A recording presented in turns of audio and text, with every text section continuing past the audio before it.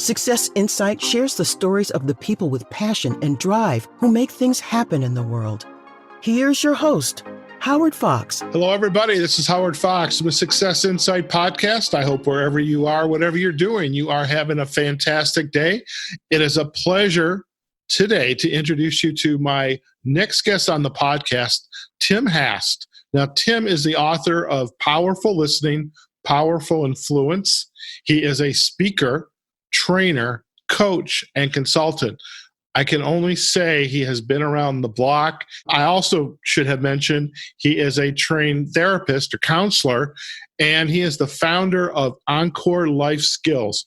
Tim, welcome to the Success Insight Podcast. Thank you, Howard. It's good to be here. Tim, in the spirit of full disclosure for our listeners, you and I have crossed paths a number of times at conferences, occasionally on phones, events such as this, virtual events, and also on LinkedIn. I see you are sharing a lot of your stories and the work you're doing on LinkedIn, which I think is fantastic. It's such a wonderful platform. And what I would love if you could for our listeners is share a little bit about your background, kind of give us some context as we start to dive into our conversation. So who's Tim Hast and who would you like people to know?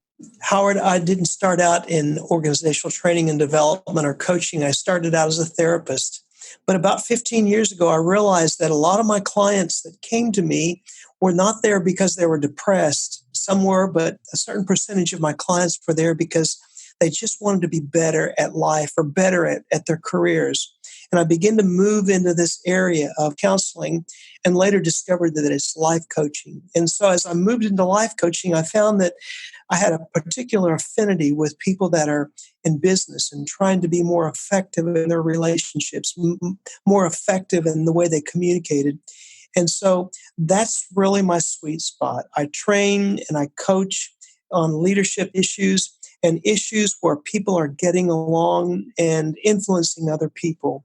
They call them soft skills, but I call them the essential skills because they're those skills that if we're going to be successful, we must master those skills. So that's what I do. I teach people how to get along and share their toys in the workplace. I love how you describe them as the essential skills, because I think when we talk about what we do and talk about being a coach and helping people get along, help solve problems, how to show up effectively and confidently, people always say, oh, you're a life coach. And as though that's, I don't know, for the sake of a better word, a negative. But I think it's those soft skills that helping people with their life to be more effective. I think that's really what we do as coaches. That's exactly what we do. And in the work that you are doing with Encore Life Skills, who are your typical clients? What do they look like? My executive coaching clients are people in upper management, and they often come to me because the leader of the company says, you're a great leader, you've got great skills, but we want to hone this particular skill and maybe help you with some of those blind areas, those areas that everyone around you is aware of, but you're not aware of. And every person in the universe has blind areas that everyone else in the room is aware of except for them. And the effective leader is the leader that really does a fearless inventory of those areas that everyone else sees except for them. There's a commercial where a guy's walking across the street in New York City, and there's a woman on the other side of the street, and he looks at her, and he does what guys do. He starts at her head and kind of gazes down, and when he looks at her ankles, she's got a piece of toilet paper stuck to her shoe that's about 4 feet long, and she's the only one in New York City that's not aware of that. And to me, that's a great metaphor for everyone else sees these things in me except for me. And my job as a coach is helping people grapple with those things. I think that's pretty powerful. I mean, the good example about the two individuals in New York and thinking about leaders and aspiring leaders, I sense that not seeing how others perceive you is a pretty commonplace. It's not unique. And I think we have to learn how to not only be self-aware of who we are, how we're showing up, but also to ask others, how am I showing up? How am I doing? What would you like more of or less of? Yeah. How do you perceive me? One of the easiest 360s in the world is to ask all your team to write 3 things on a piece of paper. What do I need to do more of? What do I need to keep on doing? And what do I need to stop doing right now? And if you can get your team to anonymously answer those 3 questions, you'll get a world of information that will help you be better at leading people. Most definitely. Tim, can you share just a little bit about your book? It's been out for a couple of years now, Powerful Listening, Powerful Influence. And of course, congratulations. It's no small feat to write a book. And I equated it to birthing a baby. I don't know how you equated it to. But, tell us a little bit about the book and who the audience was for that. Sure. Well, when I started moving into the executive coaching world, I realized that a lot of the people that were up in leadership positions are really dynamic, really fast-paced, really forward and goal-centered. But sometimes when people have those strengths, then listening becomes less of a priority. And a lot of times I would get a client that was having troubles with their team not because they were not achieving their goals, but because they were not listening. And so I thought, I need something that people can remember. I don't need them to have 23 principles. I need them to have something so simple that I could give them 4 steps that they could go out and put on a piece of paper and pull out every time they need to have a crucial conversation. So I came up with simply a book on the principles of listening.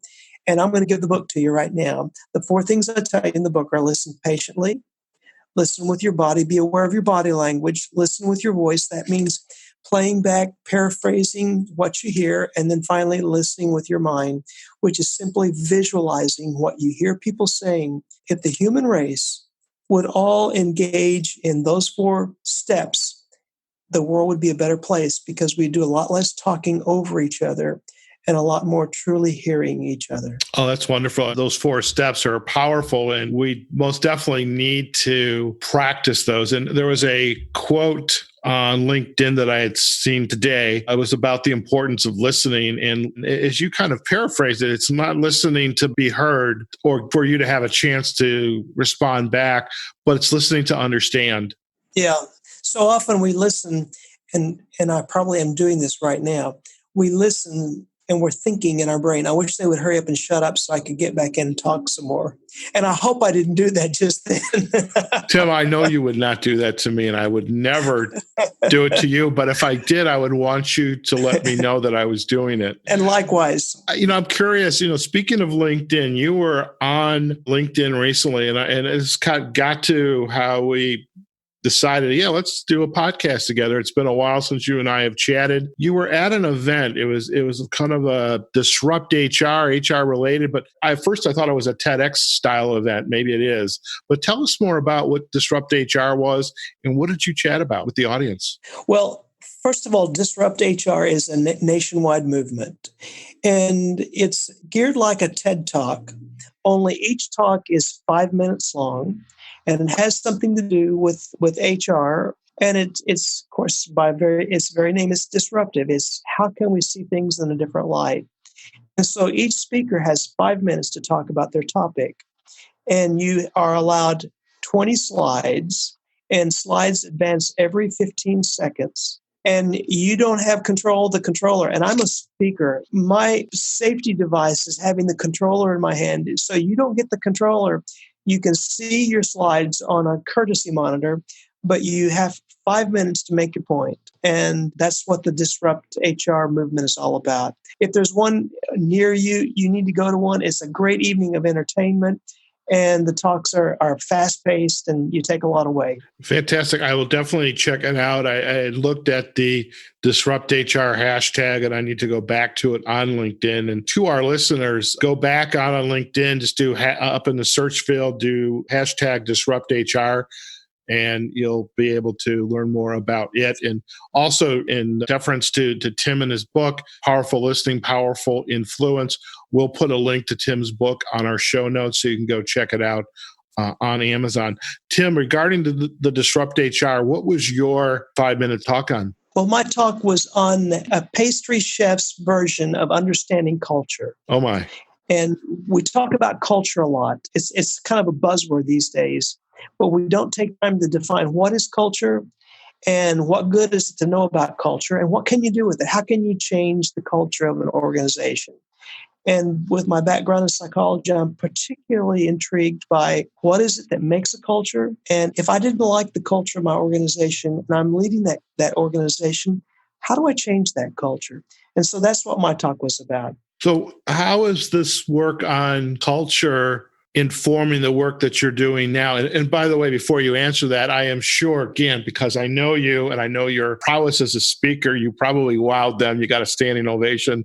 I'm sure you don't even have to acknowledge it. I know that occurred. But what is the sharing this wonderful information and about the importance of culture, but how is that influencing the work that you're doing today?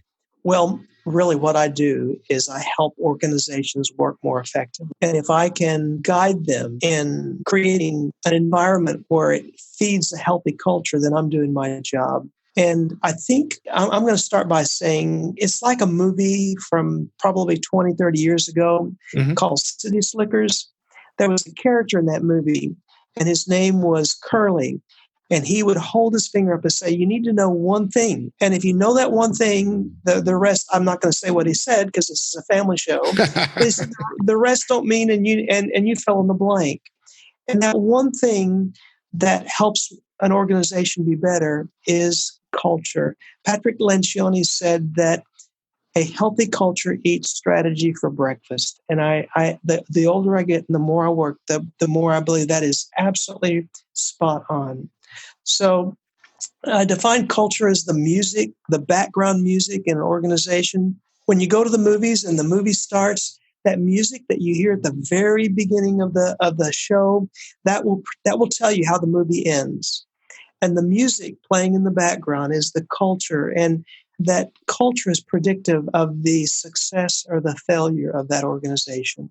Now, are there some principles that our listeners, if they want to learn more about culture and why it's important, are there some principles to it that they would want to take away, to put up an image in their mind of what it looks like and how it all fits together? Sure.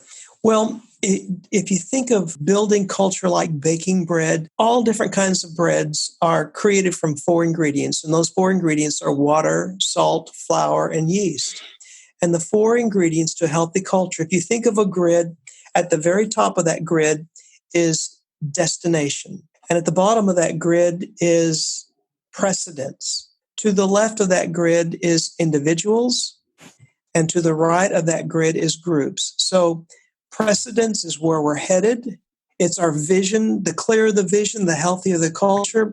The muddier the vision, the more unhealthy and the more anxious that culture is.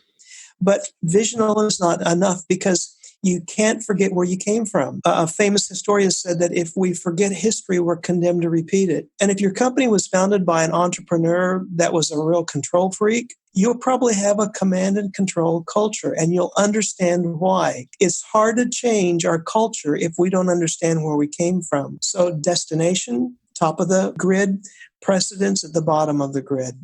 And then the individuals that we hire. We tend to hire on the basis of ability, but that's a fallacy. We need to be looking at the cultural fit as much as the abilities. We hire people on the basis of their abilities, but when we terminate them, it's because of their behaviors. And so we need to do a better job saying, is this person, they might be a rocket scientist, but do they fit our culture? And they might be really great someplace else, and they might be toxic for our culture. And then finally, the last part of that equation is paying attention to the groups. Those individuals we hire will migrate into informal groups, the people that stand out in the corner and smoke, or the people that get together for bowling, or formally organized teams. And the more we can keep those groups healthy, where they trust each other, where they're not afraid to engage in conflict, where they're accountable to each other, where they are committed to each other, where they're focusing on results. The more we can keep those groups healthy, the more it contributes to the health of the culture of the organization. So destiny, precedence, individuals, and groups are the 4 ingredients.